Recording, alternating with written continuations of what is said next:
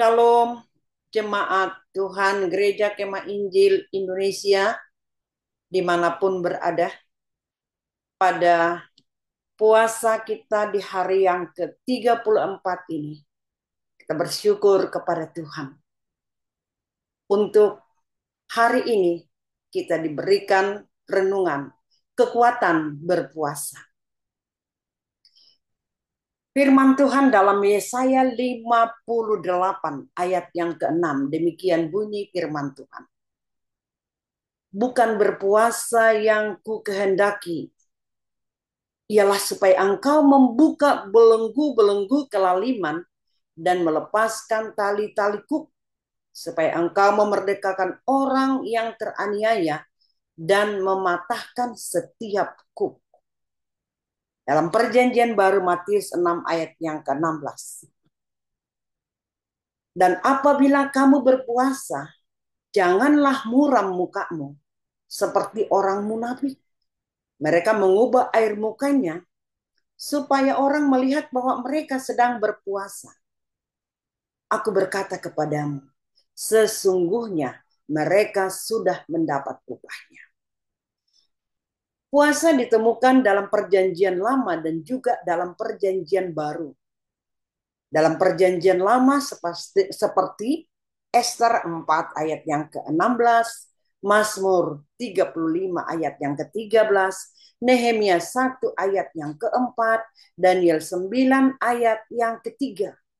Berpuasa merupakan memohon pertolongan atau perlindungan dalam situasi sulit atau bahaya. Puasa bersama adalah menjadi alat yang dinamis yang dapat menghancurkan kuasa kegelapan, membebaskan tawanan, dan melepaskan berkat Tuhan pada orang yang kita kuasai. Puasa adalah cara tercepat untuk mendapatkan sesuatu dari Tuhan. Hal ini bisa kita lihat melalui tokoh-tokoh Alkitab seperti Musa, Daud, Ester, Nehemia, Daniel, dan yang lainnya. Bahkan dalam perjanjian baru, Tuhan Yesus berpuasa 40 hari, 40 malam. Dan gereja mula-mula berpuasa untuk pengutusan Saulus dan Barnabas dalam Kisah Rasul 13 ayat 2 sampai ayat yang ketiga.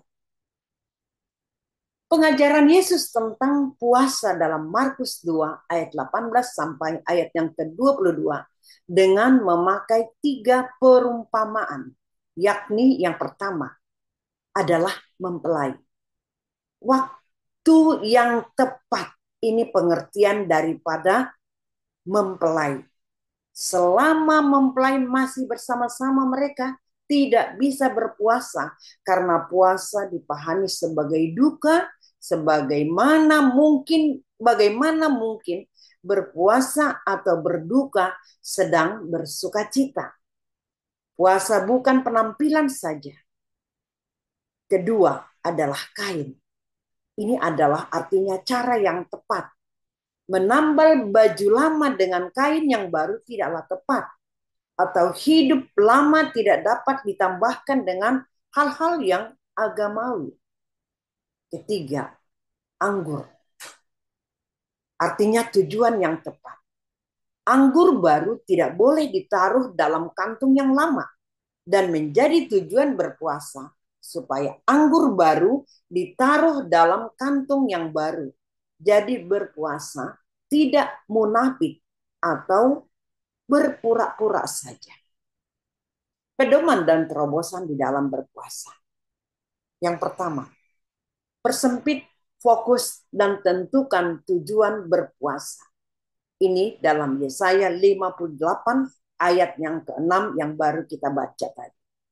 Yang kedua, rahasiakan puasa sebisa mungkin. Matius 6 ayat 16 sampai ayat yang ke-18. 3. Sepakati bersama tentang tanggal dan lama berpuasa. Ulangan 32 ayat yang ke-30. Yang keempat, Ada kekuatan besar dalam kesepakatan selama berpuasa.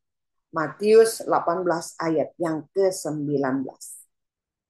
Saat berpuasa, kita akan mengalami lebih mudah untuk mendengar suara Tuhan dan menerima lebih banyak pewahyuan. Dia akan berbicara kepada kita dengan sangat jelas melalui Alkitab, suara hati dan Roh Kudus, penglihatan, dan juga bisa dari mimpi. Sebagai aplikasi daripada renungan pada saat ini, yang pertama, bawakanlah pergumulan pribadi, keluarga atau gereja dalam puasa bersama dengan berpengharapan terjadi terobosan yang besar. Yang kedua, dengarkanlah suara Tuhan sewaktu berpuasa melalui Alkitab dan suara hati di dalam Roh Kudus.